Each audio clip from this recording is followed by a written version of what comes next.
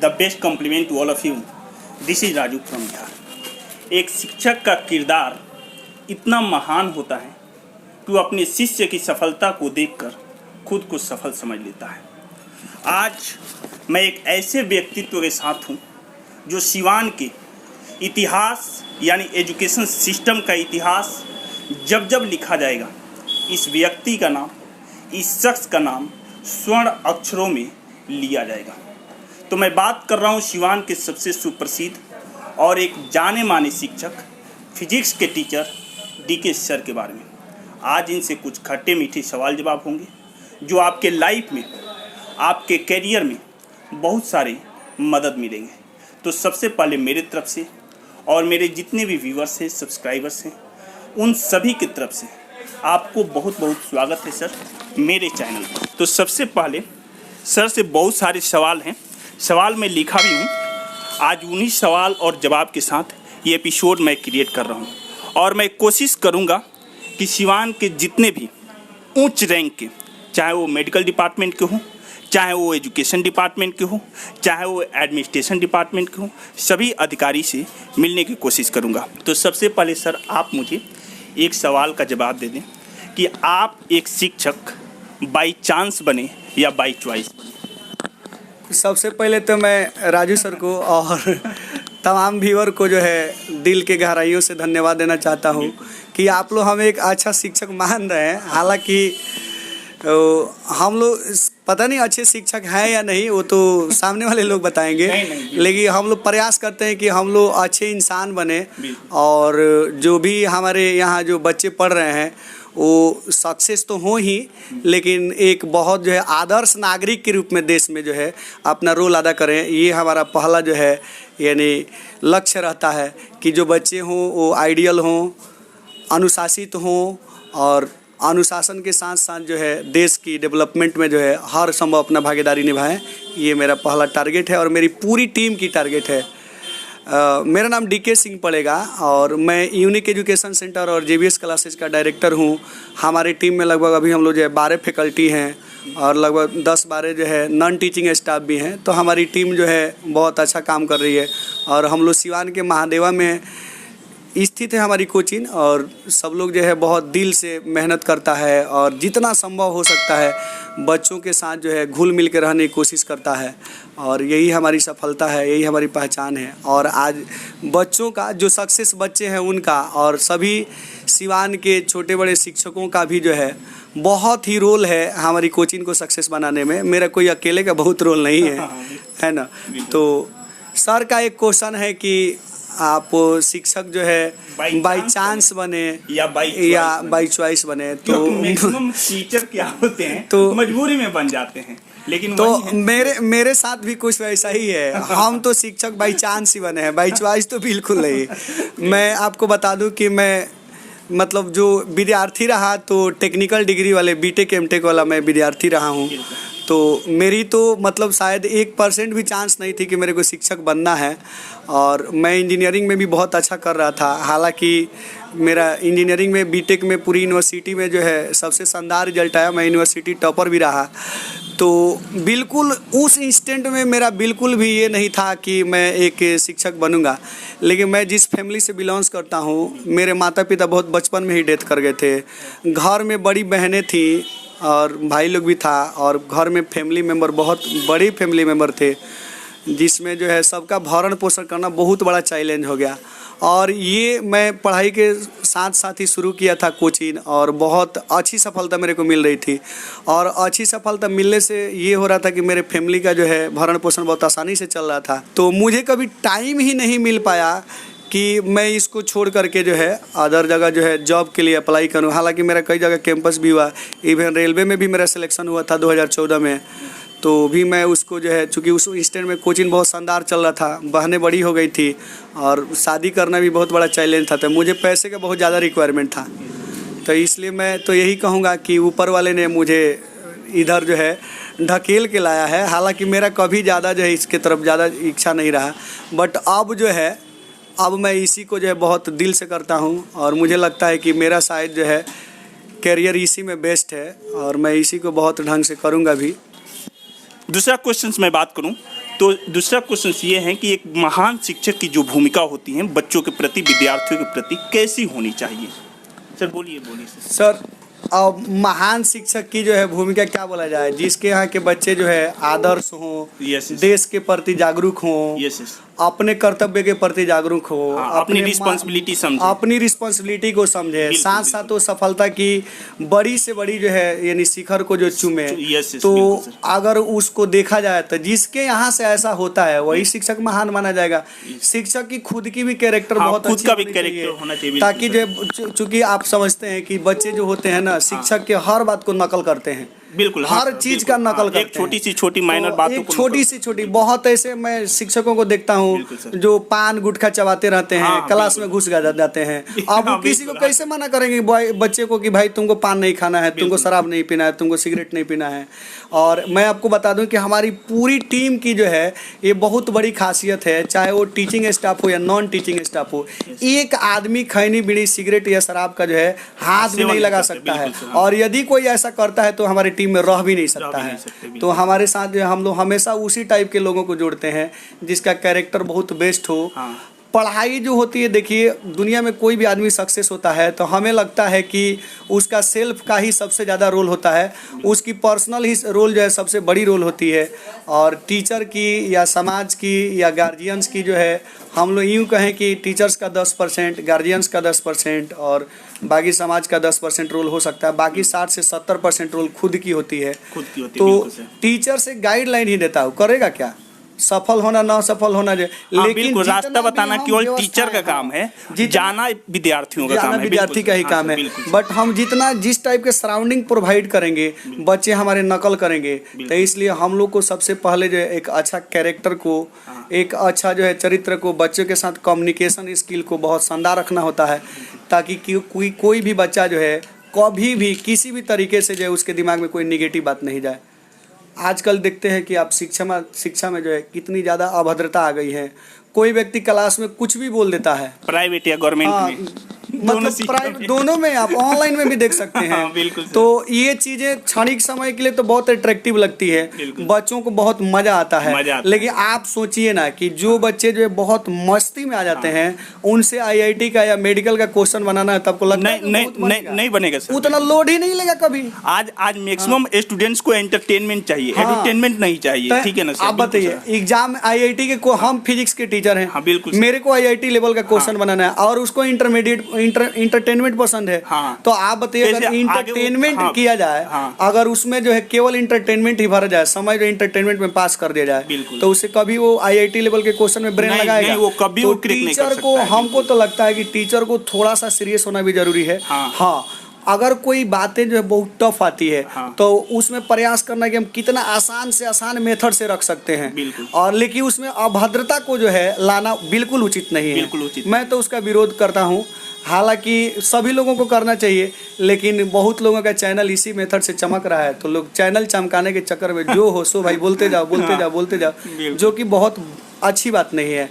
आज देश की जो स्थिति आप देखिए, नौजुवक जो हैं, जितने भी नौजवान हैं वो किधर मुड़ रहे हैं, आप मूवमेंट देख सकते हैं। बिल्कुल सर, एजुकेशन कम, एंटरटेनमेंट ज्यादा रह गया। एजुकेशन कम है, इंटरटेनमेंट बहुत ज्यादा है, और बहुत ज्यादा का रीजन है कि वो नहीं तो कोई अच्छा उद्यमी बन पा रहे हैं, नहीं तो कोई बहुत अच्छा अफसर बन पा रहे हैं, और उनको लगता है कि सरकार का दोष है, तो हमारे समाज का दोष है, तो गार्जियन का दोष। डिग्री तो है लेकिन ज्ञान नहीं है। डिग्री तो कहीं से मिल रहा है। अब जैसे जैसे व्यवस्थाएं बिगड़ते जाएगी, डिग्री बहुत इजी वे में अवेलेबल होता जाएगा, लेकिन ज्ञान तो होगा नहीं। और ज्ञान कभी भी तब होता है जब आदमी ब्रेन को लोड देता है, ब्रेन पर जो है एक्सरसाइज कराता है। और ये इंटरटेनमेंट वाली जो है ज्ञान जो है बहुत दिन तक टिकाऊ नहीं होती, और लाइफ भी इंटरटेनमेंट बन जाता है। वो एक प्रकार का बालू का महल जैसा हो जाएगा। बिल्कुल थोड़ी सी हवा आई सब गिर गई, वैसे ही हो जाएगा। अरे ठीक है सर, बिल्कुल थैंक यू। तीसरा क्वेश्चन ये है सर, ये तो खैर टीचर के लिए हो गया। आजकल के आप स्टूडेंट्स को देख रहे हैं, अभी एक हाल ही में कंप्लेन भी आया था, आजकल के स्टूडेंट्स को देख रहे हैं, स्टूडेंट्स पढ़ने आते हैं तो वो कम बेस अपने गोल के प्रति ध्यान देते हैं, सबसे ज्यादा गर्ल के प्रति ध्यान देते हैं, ऐसा क्यों? तो उस सब के लिए मैं क्या अभी कहना आपको ये भी बोल भी रहा था कि अभी देखिए कि जैसे इंटरटेनमेंट को जो है जितना बढ़ावा दिया जा रहा है हाँ, टीचिंग में, हाँ। मैं मानता हूँ कि इंटरटेनमेंट बहुत बेस्ट है। हाँ। भाई इंटरटेनमेंट के बहुत सारे डिपार्टमेंट भी है, बिल्कुल। लेकिन अगर आप जो है हमेशा जो है क्लास में भी अभद्रता जो है लाते रहेंगे तो बच्चों के दिमाग में हमेशा उसी टाइप का जो है क्रिएशन होता रहेगा। आउट ऑफ ट्रैक वर्ड्स हाँ, बोलेंगे, out of सेंटेंस track, बोलेंगे, हाँ। बच्चा का बहुत माइंड लोग वायरस से भरेगा। बिल्कुल, हाँ, डबल मीनिंग वाला शब्द। डबल मीनिंग वर्ड यूज करता है। हाँ, बिल्कुल। और डबल मीनिंग वर्ड में अब हम भी जानते हैं और आप भी जानते हैं, हालांकि हमारा पूरा समाज भी जानता है कि जो मनुष्य होता है वो इजी की तरफ ज्यादा मुड़ता है। हाँ, बच्चा का तो जब- दिमाग खाली है, जो आप खाली बोलेंगे। है। हाँ, और वो उसको ना डबल मीनिंग बात अब बोल भले दिए, लेकिन वो नेगेटिव माइंड को ज्यादा सेंस करता है। हाँ, बिल्कुल। पॉजिटिव हाँ, को बहुत कम सेंस पॉजिटिव करता को है। कम सेंस करे, तो बिल्कुल हम सर। तो यही कहेंगे, सभी शिक्षकों से कंप्लेन करेंगे हाँ। कि भाई आप डबल मीनिंग वर्ड बोलो ही नहीं। हाँ, बिल्कुल जब सर। उसके सामने उस टाइप के वर्ड नहीं आएंगे हाँ। तो जो मीनिंग, जो क्लीन मीनिंग है वो उसी पर विचार करेगा। और जब उसी पर विचार करेगा तो माहौल अच्छे रहेंगे। जब माहौल अच्छे रहेंगे तो बच्चा जो है धीरे धीरे पढ़ाई की तरफ अग्रसर होगा। तो वो अपने आप लड़कियों से पीछे छोड़ा लेगा। लड़कियां भी जो है भटक रही हैं रास्ते, लड़के भी भटक रहे हैं। क्यों भटक रहे हैं? खाली डबल मीनिंग की वजह से। देखिए आज फिल्में भी जो निकल रही हैं, गाने भी जो निकल रहे हैं, वो भी सब जो है सब डबल मीनिंग निकल रहा है। तो इस पर कंट्रोल होना चाहिए।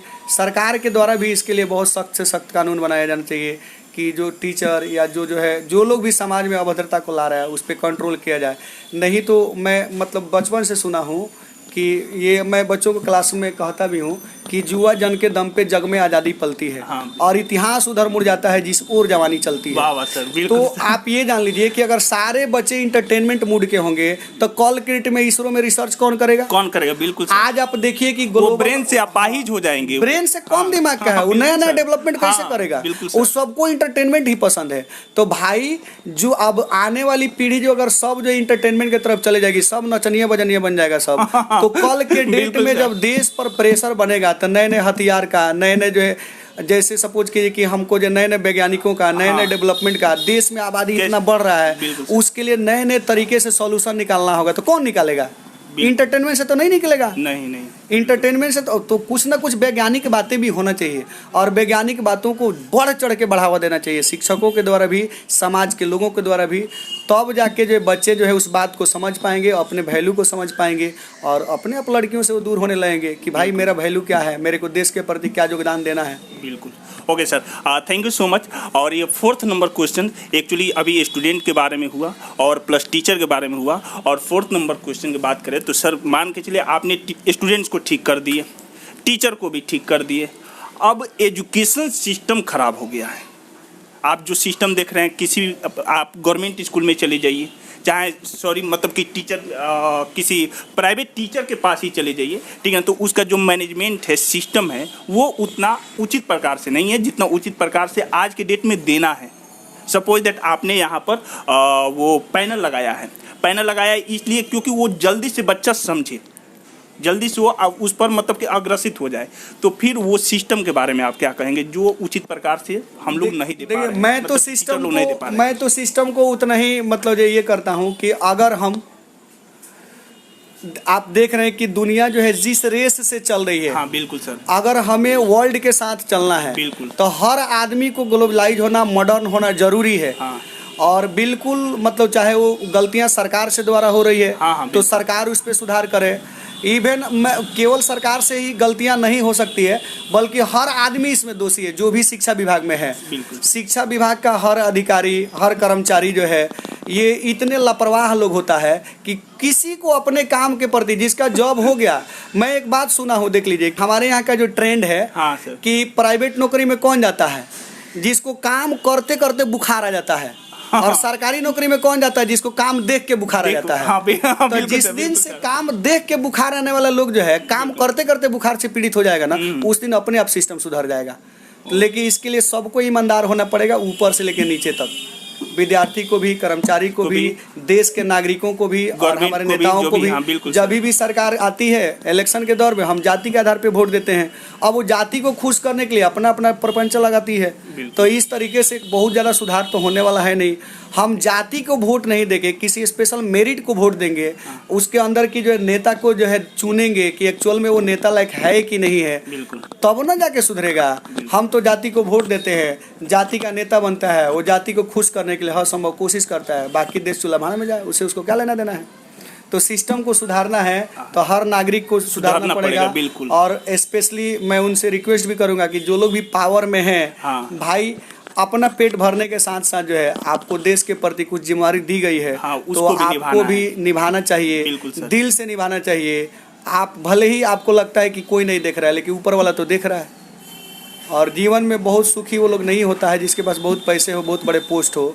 सुखी होने के लिए संतुष्ट होना जरूरी होता है, और संतुष्ट होने के लिए जो बढ़िया काम करना जरूरी होता है। बिल्कुल सर, बढ़िया काम करेंगे तभी संतुष्ट हो जो पाएगा। शानदार काम करता है, जिसको अपने काम पे विश्वास होता है, और जिसको लगता है कि नहीं मैंने जो है दूसरे के लिए अच्छा काम किया है, वह संतुष्ट होता है और वही सुखी होता है। बिल्कुल।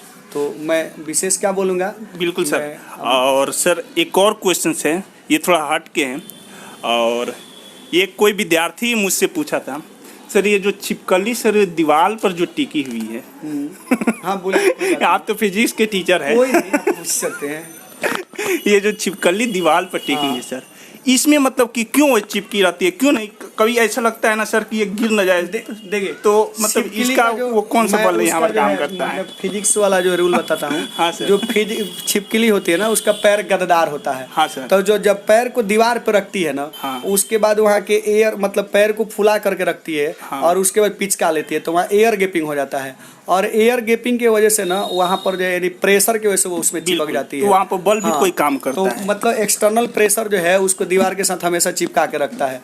मतलब जैसे आप देखते हैं बहुत सारे प्लास्टिक मटेरियल होता है, आप उसको दबा के किसी जो चिकने ग्लास के सरफेस पे रख दे, और जब आप छोड़ देते वो फूल जाता है, तो उसके साथ वो चिपक जाता है एयर प्रेशर की वजह से। तो छिपकलियों के भी दीवार पे चिपकने के पीछे लॉजिक जो है वो एयर प्रेशर ही होता है। बिल्कुल सर, थैंक यू, धन्यवाद सर। और लास्ट में एक और मैं सवाल है सर, कुछ विद्यार्थियों के लिए कोई मैसेज देना चाहेंगे सर? मैं सबसे पहले तो जो लोग भी विद्यार्थी है, मैं उनसे यही बोलूँगा कि भाई आपको अपने कर्तव्य के प्रति जो है बहुत जागरूक रहना है। बिल्कुल। आप ये सोचते हैं कि आपके लिए कोई टीचर्स, कोई दोस्त, कोई फ्रेंड्स, कोई नेता बहुत कुछ कर देगा, तो ऐसा कुछ होता नहीं है। हर आदमी को खुद के लिए करना पड़ता है।